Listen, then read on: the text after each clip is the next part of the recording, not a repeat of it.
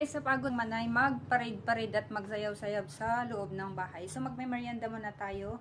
Meron tayo ditong palabok. So ayan palabok and hot cake. So ito ay binili ko lang. Hindi ako ngayon nakakapagluto kasi naubusan ako ng gasol dito sa bahay.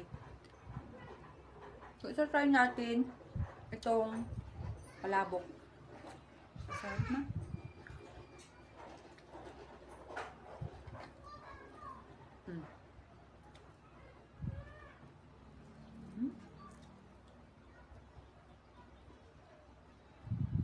Okay din.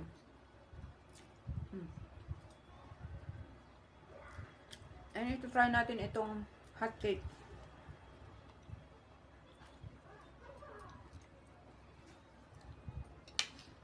Kanina balak kong bumili ng dalawang hot cake. Kaso ang laki pala, akala ko maliit lang.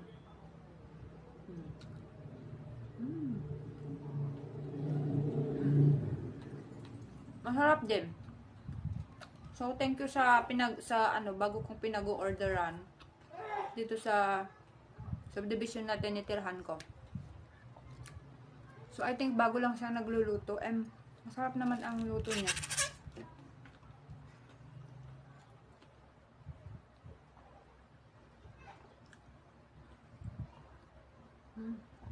Nauhaw din ako. Nakakauhaw pala ang magsayaw-sayaw.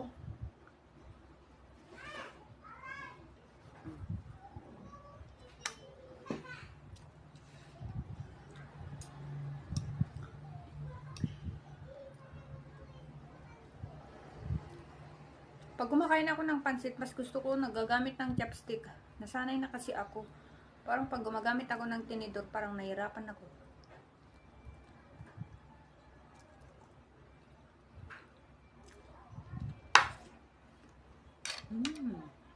Hop.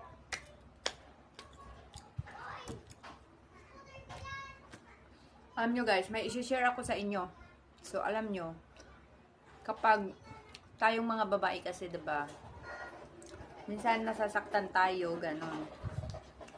So, kapag hindi na natin nafe-feel or parang hindi tayo nire-respect or hinahayaan tayong parang walang pakialam ba, yung parang they don't care, wala silang pakialam sa nararamdaman natin, then I think mas maganda na wag na tayong makipag-argue, mga ganun ba.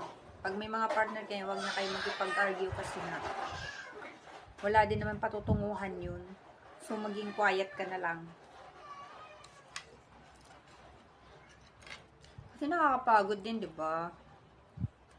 Danas-danas ko man yan eh. Nakakapagod yung ikaw na lang yung mag-iintindi sa lahat-lahat ng bagay. Yung sobrang nasasaktan ka na, wala man lang pakialam sa nararamdaman mo. Yung partner mo.